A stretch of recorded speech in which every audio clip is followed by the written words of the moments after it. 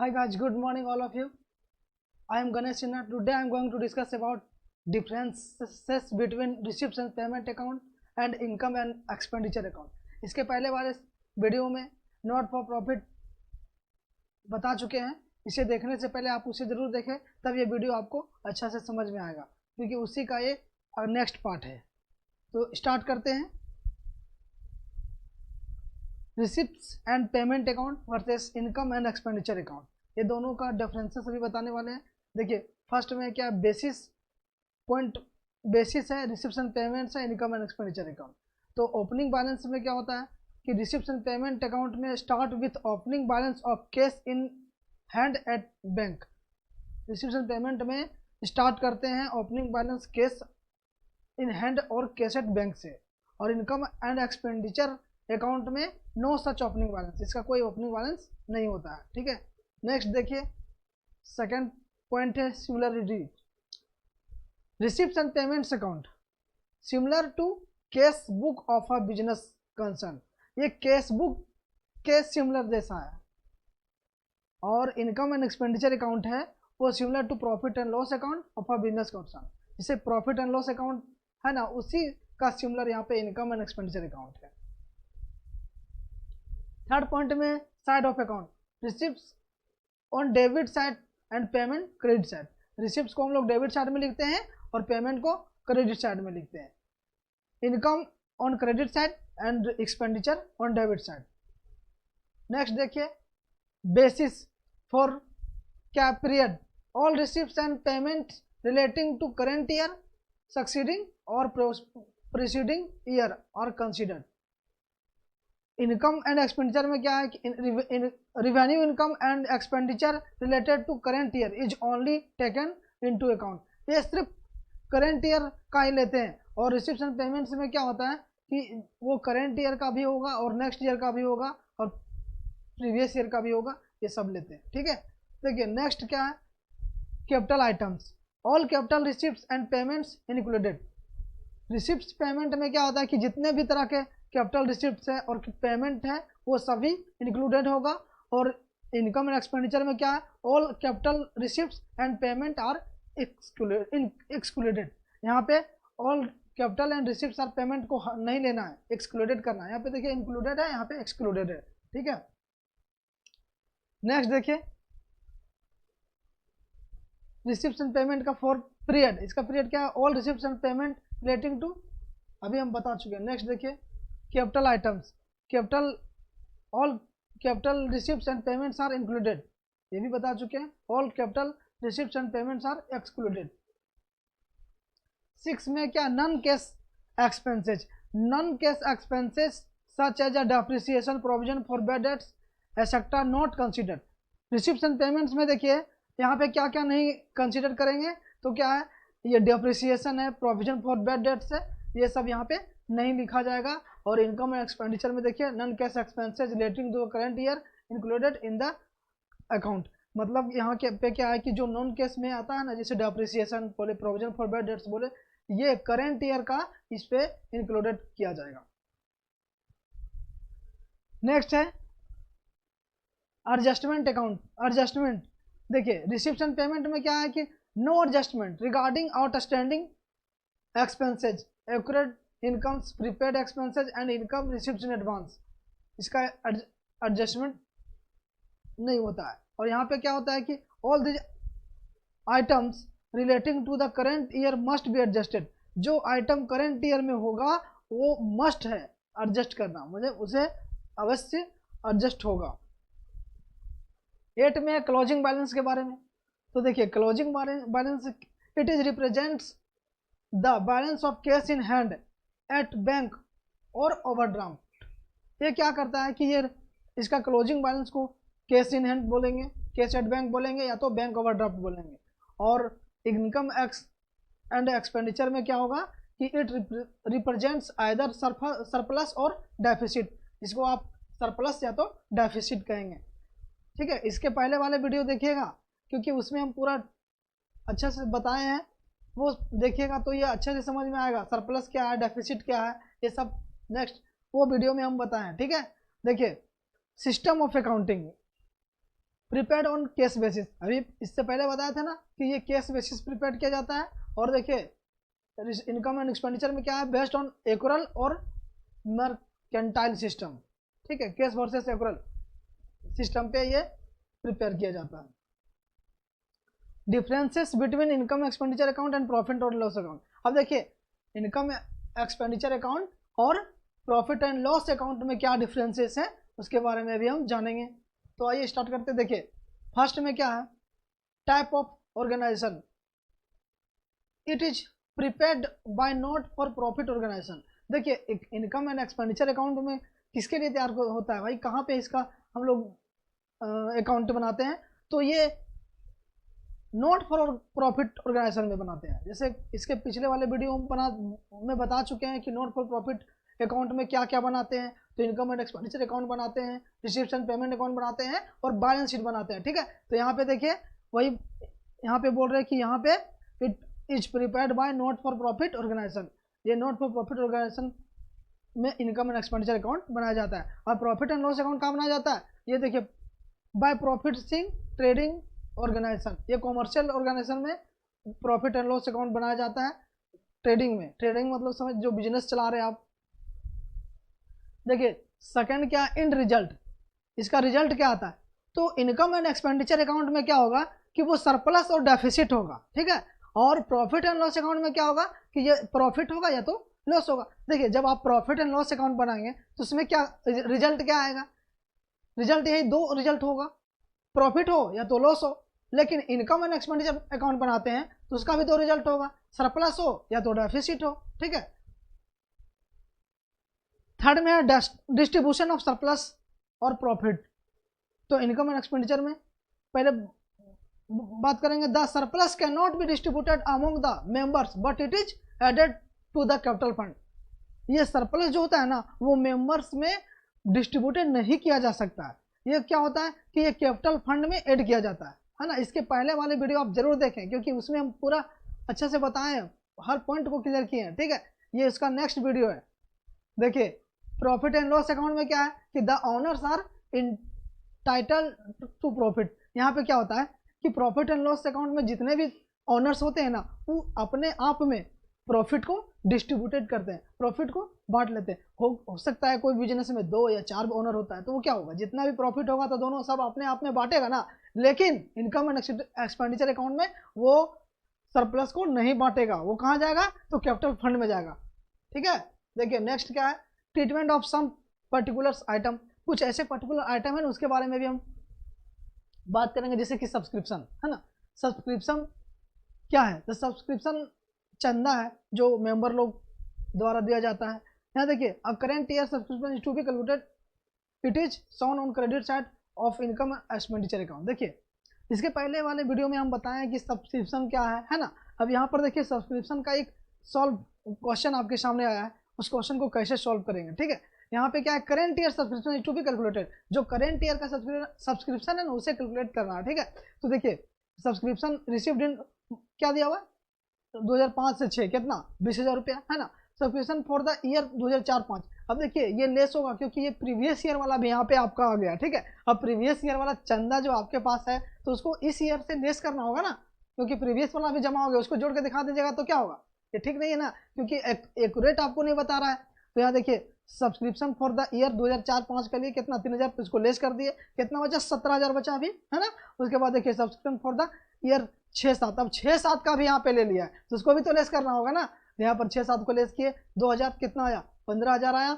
अब देखिए यहाँ पर एक आउटस्टैंडिंग सब्सक्रिप्शन था जो कि हमको मिलने वाला है, बता दिया है कि आपको ये चंदा मिलेगा, ठीक है। तो यहाँ पर देखिए 5-6 का है वो 6,000 रुपया हम इसको अलग रखे थे, इसको यहाँ पे एडजस्ट करेंगे तो क्या होगा ये ऐड हो जाएगा क्योंकि ये आपका करेंट ईयर का ही है, ठीक है। तो करेंट ईयर का था कितना 6,000, इसको ऐड कर दिए। अब देखिए income from subscription for the year 2005-6 कितना 21,000 रुपया। तो ऐसे हम लोग सब्सक्रिप्शन को सॉल्व करते हैं करंट ईयर में, ठीक है। अब देखिए नेक्स्ट सब्सक्रिप्शन, सब्सक्रिप्शन क्या है भाई, तो अभी हम बताएं कि ये क्या है कि जो मेंबर लोग देता है अपना चंदा के रूप में मनी है ना, उसे बोलेंगे सब्सक्रिप्शन। देखिए subscription receive for some specific purpose, should be capitalised and shown on the liability side of the balance sheet. जैसे कुछ स्पेसिफिक पर्पज से जब ये सब्सक्रिप्शन मिलता है ना तो वो कैपिटलाइज होता है, तो क्या करते हैं उसे बैलेंस शीट के लायबिलिटी साइड में लिखते हैं। यहाँ देखिए एग्जांपल में दिया हुआ है, देखिए ये एक दूसरे को दे रहा है फिगर, आप देखिए इसको अच्छे से। अब देखिए यहाँ पे दे रहा है ना, ये क्या दे रहा है, सब्सक्रिप्शन दे रहा है, subscription for tournament fund, subscription for construction of a building. यहाँ पे क्या टूर्नामेंट फंड के लिए सब्सक्रिप्शन मिला है और कंस्ट्रक्शन ऑफ अ बिल्डिंग के लिए, मतलब घर बनाने के लिए, ठीक है, चंदा जैसे कि बिल्डिंग बनाने के लिए जगह जगह से आप सब्सक्रिप्शन लेकर के आते हैं, है ना, तो मंदिर बनाते हैं। देखिए डोनेशन, डोनेशन तो आप लोग समझते होंगे कि डोनेशन क्या है भाई। डोनेशन क्या है, जो दान दिया जाता है। आप अपने खुशी से, जब आपका स्थिति ठीक होता है ना तभी आप दान करते हैं। अब आपके पास यदि पैसा नहीं होगा तो आप दान कहाँ से करेंगे, मेरे पास पैसा नहीं होगा तो हम दान कहाँ से करेंगे। तो वही है कि जब आपका स्थिति ठीक है, आप खुश नजर आ रहे हैं तो देख रहे हैं चलो दान कर, और दान करना बहुत जरूरी है। दान कीजिएगा ना, जितना धन दान किया जाता है उतना धन की प्राप्ति होती है, इसलिए दान करते रहिए। देखिए यहाँ पे क्या डोनेशन, डोनेशन में क्या specific donation treated as capital receipt and shown on the liability side of a balance sheet. ये क्या होता है कि ये लायबिलिटी साइड में लिखते हैं बैलेंस शीट में, ठीक है। Donation for building, donation for library etcetera, जैसे कि मंदिर बनाने के लिए दान मिल देते हैं, या तो लाइब्रेरी, जैसे अब मान लीजिए हम लाइब्रेरी एक निर्माण करें, कंस्ट्रक्शन करें लाइब्रेरी का, ठीक है, एक बिल्डिंग, तो बिल्डिंग में तो अब हम क्या कर रहे हैं कि वहाँ पर बहुत सारे लोग जो हैं सो अपना कुछ रकम, कुछ अमाउंट आके दान के तौर पर दे रहे हैं, तो उससे क्या होगा कि वो हम बिल्डिंग को कंस्ट्रक्ट करेंगे, ठीक है। तो ये होता है दान।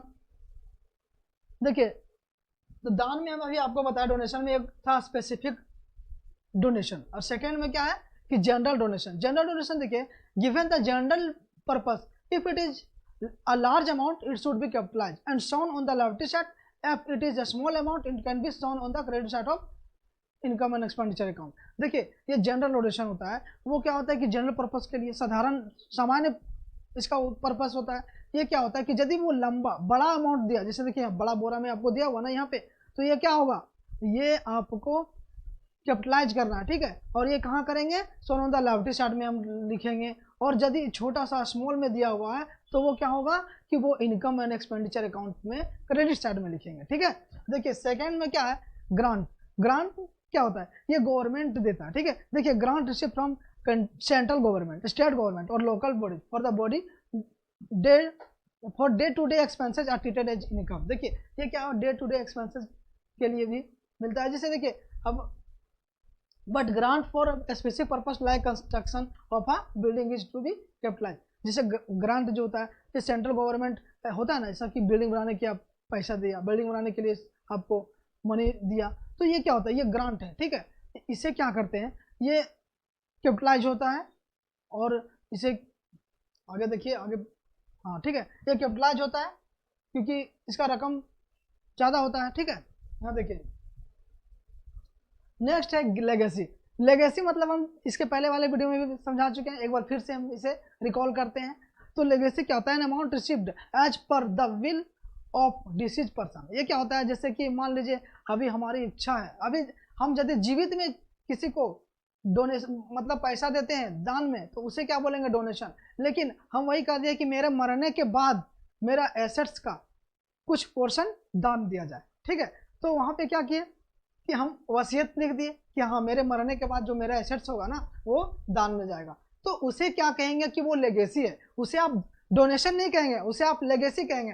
कोई भी ऐसा व्यक्ति जो ये वसीयत लिखता है, वसीयत कर देता है कि मेरे मरने के बाद मेरा एसेट्स जो है वो दान में जाएगा, तो उसे हम कहेंगे कि वो लेगेसी है, ठीक है। और जो जीवित में देता है, जो जिंदा में देता है, तो उसे क्या कहेंगे, वो डोनेशन है, ठीक है। देखिए it is capital receipt and shown on the liability side. ये देखिए कैपिटल रिसिप्ट है और ये लायबिलिटी साइड में दिखाया जाता है, ठीक है। अब देखिए यहाँ पे नेक्स्ट क्या है, it may be treated as income in the absence of specific information, it is preferably capitalised, ठीक है। देखिए इंडोमेंट फंड, अब देखिए इसे समझते हैं इंडोमेंट फंड के बारे में कि इंडोमेंट फंड क्या है।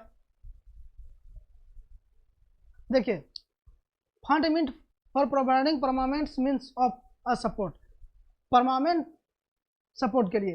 देखिए एग्जाम्पल में लेते हैं, एग्जाम्पल में इसे समझने में बहुत अच्छा लगेगा। देखिए मान लीजिए एक कोई भी, जैसे राम का नाम ले लिया अभी हम, तो राम क्या है कि वो चैरिटेबल पर्सन है, वो दानी है, ठीक है। दान देने में वो आगे रहते हैं। तो यहाँ पे देखें कि एक ओल्ड एज होम था, जो कि पुराना घर था, उसमें ओल्ड एज के एक व्यक्ति भी रह रहा है मान लीजिए, तो उसका कंडीशन ठीक नहीं है, वो घर भी पुराना है और उसका इलेक्ट्रिसिटी बिल जो है वो 5,000 रुपया पर मंथ आ रहा है। तो बताइए 5,000 पर मंथ वो इलेक्ट्रिसिटी बिल कहाँ से पे करेगा, क्योंकि उसके पास पैसा भी नहीं है। तो ये राम क्या चैरिटेबल पर्सन है, तो राम सोचा कि इसको 10 लाख रुपया हम दे देते हैं, 10 लाख रुपया इसे दे दिया राम, ठीक है।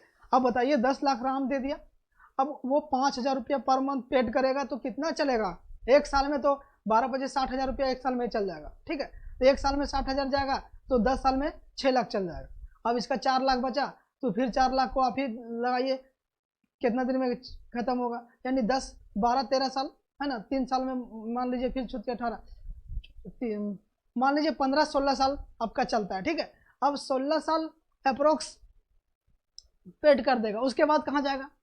तो इसलिए क्या किया राम, इसको फिर से हेल्प करने के लिए सोचा कि 10 लाख तो इसको दे दिए, लेकिन इसका मैक्सिमम 16 या 17 साल तक ये पेड करेगा, और 16-17 साल के बाद फिर ये कहाँ जाएगा, फिर कहाँ से पेड करेगा। तो वो क्या किया, इसके लिए गवर्नमेंट सेक्रेटरी पे क्या, गवर्नमेंट सेक्रेटरी में क्या हुआ, जैसे कि पोस्ट ऑफिस हो गया, कोई फिक्स डिपॉजिट कर दिया पोस्ट ऑफिस में, या तो कोई बैंक में फिक्स डिपॉजिट कर दिया 10 लाख। अब 10 लाख वो फिक्स डिपॉजिट कर दिया उस ओल्ड एज के नाम पर, ठीक है, ओल्ड एज होम जो था उसके नाम पर। अब वो क्या हो रहा है कि वहाँ पे 10 लाख जब हम जमा कर दिए, फिक्स डिपॉजिट कर दिए, तो उससे इंटरेस्ट आएगा ना, या तो पोस्ट ऑफिस में जमा कर दिए तो उससे इंटरेस्ट आएगा ना।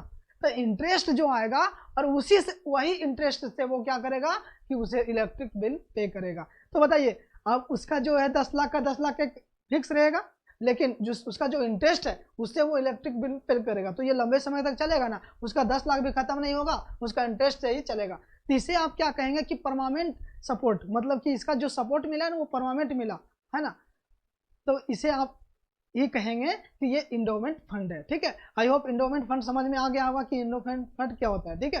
अब देखिए इंट्रेंस फी, तो इंडोमेंट फंड क्या होता है कि वो लेफ्ट साइड में लिखते हैं, और देखिए इंडोमेंट फंड से फिर कोई इन्वेस्टमेंट करता है, तो इन्वेस्टमेंट करेगा ना वो ओल्ड एज होम वाला, तो उसे क्या बोलेंगे कि इंडोमेंट फंड इन्वेस्टमेंट है, और वो क्या जाएगा एसेट साइड में जाएगा, ठीक है। अब देखिए यहाँ पे इंट्रेंस फी, इंट्रेंस फी तो आप जानते ही होंगे कि क्या होता है भाई। इंट्रेंस क्या है कि fee collected on the admission of member, ये एडमिशन के लिए, मेंबर्स का एडमिशन के लिए जो फी कलेक्टेड किया जाता है ना, उसे इंट्रेंस फी कहते हैं। देखिए आज जो चल रहा है पूरे भारत में और कहीं भी, तो कोई भी एग्जाम, कोई भी आपको क्लास में एडमिशन लेना है, या तो आप 10 में एडमिशन ले रहे हो, या तो 12 में एडमिशन ले रहे हो जो अच्छे कॉलेज में, या तो ग्रेजुएशन में एडमिशन ले रहे हो, या तो बीएड में एडमिशन ले रहे हो। अभी फिलहाल में देख रहे हैं ना, बीएड में एडमिशन लेने के लिए क्या करना पड़ता है, झारखंड एंट्रेंस निकाल दिया, तो वो एंट्रेंस क्वालिफाई करेंगे तब आपको ये एडमिशन होगा, और एंट्रेंस क्वालिफाई नहीं करेंगे तो एडमिशन नहीं होगा।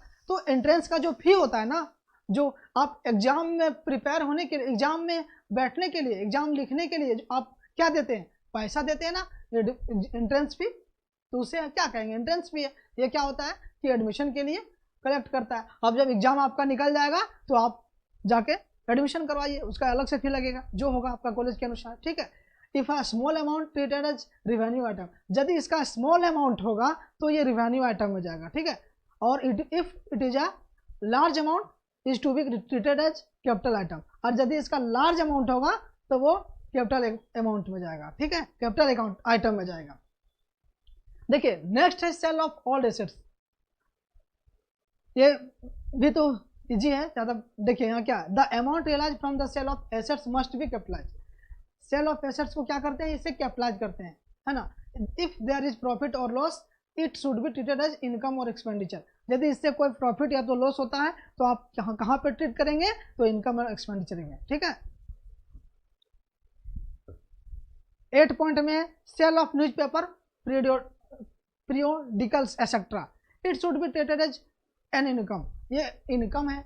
आप ओल्ड न्यूज़पेपर जो कि आपका घर में मान लीजिए वो पड़ा हुआ है, आप उससे सेल करेंगे तो आपका इनकम आएगा ना, आएगा। तो यहाँ पे क्या होगा कि ये इसका ट्रीट करेंगे इनकम में, ठीक है। नेक्स्ट है expenditure stock items, items like stationery sports materials like bats balls etcetera are called expenditure stock item. ये सारे आइटम जो दिख रहे हैं ना वो क्या है, तो वो एक्सपेंडिचर स्टॉक आइटम्स है, इसमें खर्च होता है ना। The value of such item use in considered as expenses and value of unused item are treated as assets, जो आइटम जो होता है वो एक्सपेंस, यहाँ पे क्या दिया है, जो अनयूज होता है वो किस में ट्रीटेज करेंगे, वो एसेट्स में आपका बचा हुआ है, ठीक है। देखिए नेक्स्ट में क्या, sale of scrap and grass etcetera treated as income, ये सब चीज को बेचेंगे। देखिए यहाँ पे क्या है, स्क्रैप है, टूटा फूटा सामान है, ग्रास है, एसेट्रा, तो इसको आप यदि सेल करेंगे तो आपके लिए क्या होगा भाई, ये तो इनकम होगा ना, तो यहाँ पे इसको ट्रीटेड करेंगे इनकम में, ठीक है। नेक्स्ट देखिए लाइफ मेंबरशिप फी। अब लाइफ मेंबरशिप फी, अभी हम इसके पहले वाले वीडियो में बताया था कि लाइफ मेंबरशिप क्या होता है, लाइफ मेंबरशिप फी क्या होता है। It is a lump sum amount received from certain members towards life membership instead of annual subscription, ये एनुअल सब्सक्रिप्शन के लिए ये लिया जाता है। It should be capitalize as it is capital receipt, ये कैपिटल रिसिप्ट से हो तो इसे कैपिटलाइज करेंगे, ठीक है। नेक्स्ट देखिए special purpose fund, special purpose fund भी होते हैं। यहाँ पे देखिए टूर्नामेंट फंड है, चैरिटी फंड है, प्राइज फंड है, एंडोमेंट फंड है। तो टूर्नामेंट फंड आप लोग जानते होंगे, जो टूर्नामेंट होता है, मैच होता है, फुटबॉल का है, क्रिकेट का होता है ना टूर्नामेंट। और देखिए चैरिटी फंड, दान वाला जो होता है उसका भी एक फंड होता है, जो कि मंदिर बनाने के लिए, वृद्धाश्रम के लिए, फिर क्या बोलते हैं अनाथ आश्रम के लिए, तो इस जगह चैरिटी दिया जाता है। अब देखिए प्राइज फंड, प्राइज फंड जैसे होता है ना, देखिए स्कूल में दिया जाता है प्राइज फंड, तो आप लोग जानते ही होंगे, प्राइज आप लोग को मिला भी होगा, है ना। जैसे कि आप कोई भी पार्टिसिपेशन करते हैं तो वहाँ पे अच्छा आपका रिजल्ट होता है तो क्या होता है, आपको प्राइज मिलता है। देखिए एंडोमेंट फंड सकता है, एंडोमेंट फंड भी बता चुके हैं अभी, है ना, कि एंडोमेंट फंड क्या होता है। If there is any expenses और income relating to that fund, it should not be shown in the income and expenditure account. यदि इसमें से कोई भी क्या होगा, एक्सपेंसेस और इनकम रिलेटेड रहेगा तो इसे आप इनकम एंड एक्सपेंडिचर अकाउंट में नहीं शो करेंगे, but adjusted to the fund of on the liability side. इससे क्या होगा कि फंड के लायबिलिटी साइड में आप इसे एडजस्ट करेंगे, ठीक है। नेक्स्ट देखिए special purpose fund, special purpose fund है कि देखिए ये फॉर्मेट दिया हुआ, ठीक है। यहाँ पे देखिए प्राइज फंड है, डेबिट है, क्रेडिट है। अब देखिए प्राइज फंड है, देखिए 80,000 का है, प्राइज फंड इन्वेस्टमेंट कितना 80,000 है। अब यहाँ पे देखिए income from prize fund investment 8,000 और प्राइज अवार्डेड 6,000। इसे आपको सॉल्व करना है। सॉल्यूशन देखिए यहाँ पे बैलेंस शीट दिया हुआ है, ठीक है। अब बैलेंस शीट में आप क्या लिखते हैं, पहले तो आप लिखते हैं इधर लायबिलिटीज, इधर लिखते हैं एसेट्स, ठीक है। यहाँ पे देखिए प्राइज फंड कितना 80,000 रुपया है, और add income from investment, income from investment से कितना आ रहा है, तो यहाँ पे देखिए 8,000 रुपया आ रहा है, यहाँ पे दिया हुआ है, तो 8,000 रुपया आप इसको ऐड कर दिए। और लेस में क्या करना है, प्राइज अवार्डेड 6,000, तो लेस करिएगा कितना, 82,000 आएगा इधर। और प्राइज फंड इन्वेस्टमेंट में कितना दिया हुआ है, ये 80,000 रुपया दिया हुआ है, ठीक है। तो ऐसे हम लोग बनाते हैं। अब देखिए tips for the preparation of income and expenditure account. अब इनकम एंड एक्सपेंडिचर बनाने का कुछ टिप्स है, उसे जानेंगे अभी। देखिए show the income and expenditure for that year only. यहाँ पे देखिए करेंट ईयर है ना दिया हुआ। अब current year, previous year, coming year यहाँ पे दिया हुआ है, तो यहाँ पे क्या करेंगे कि करेंट ईयर का ही अमाउंट को लेंगे, ठीक है। अब देखिए if current income included income of previous year and next year, it must be deducted. देखिए करेंट इनकम में आपका इंक्लूड होगा प्रीवियस ईयर का और नेक्स्ट ईयर का, तो उसे तो डिडक्ट करना बहुत जरूरी है, ठीक है। जिससे अभी देखिए ये वाला क्वेश्चन बनाए थे ना अभी, देखिए यहाँ पे करेंट ईयर का क्या 2005-06 का सब्सक्रिप्शन रिसीव्ड हुआ है 20,000 रुपया। यहाँ देखिए सब्सक्रिप्शन फॉर द ईयर 4-5 का आ गया है ना, कि प्रीवियस ईयर का, इससे लेस करना होगा, वही देखिए डिडक्ट हुआ है। अब देखिए 6-7 का सब्सक्रिप्शन आ गया 2,000, इसको डिडक्ट करिए 15,000 रुपया आया। फिर देखिए 5-6 का सब्सक्रिप्शन एक आउट स्टैंडिंग है, उसे ऐड करिए 21,000 रुपया आया, वो आपका income from subscription for the year 5-6 2005-06 का है, ठीक है। If current year expenditure included expenses of previous year और next year, it must be deducted. अब देखिए करेंट ईयर का यदि एक्सपेंडिचर जो होगा वो इंक्लूड होगा प्रीवियस ईयर और नेक्स्ट ईयर से, तो इसे भी आप क्या करेंगे, डिडक्ट करेंगे। यहाँ पे देखिए रेंट पेड 2005-06 का कितना है 39,000, less rent for previous year 2004-05 का 33,000, इसे लेस करिएगा कितना आएगा 36,000। अब देखिए less rent for next year 2006-07 के, वो भी नेक्स्ट ईयर का भी यहाँ पे आ गया है, तो आप इसे लेस करेंगे 30,000 आपका करेंट ईयर का होगा। देखिए 4 में outstanding expenses of previous year. Generally we assume that outstanding expense for the previous year must have been paid during the current year. ये क्या होता है कि जो प्रीवियस ईयर का रहता है हम लोग क्या करते हैं कि वो करंट ईयर में वो पेड हो गए, पेड ही मानते हैं। ठीक है, अब देखिए outstanding income for previous year, we have to assume the that outstanding income of the previous year must been receive during the current year. ये हम लोग एज्यूम करते हैं कि हाँ ये जो होता है करंट ईयर, प्रीवियस ईयर का जो इनकम है वो करंट ईयर में मिल चुका है। ठीक है, अब देखिए income receive in advance in the previous year, it should be considered as the income of the current year. ये क्या होता है कि प्रीवियस ईयर का आपका इनकम रिसीव हो गया है तो इसे कंसिडर करेंगे करंट ईयर में।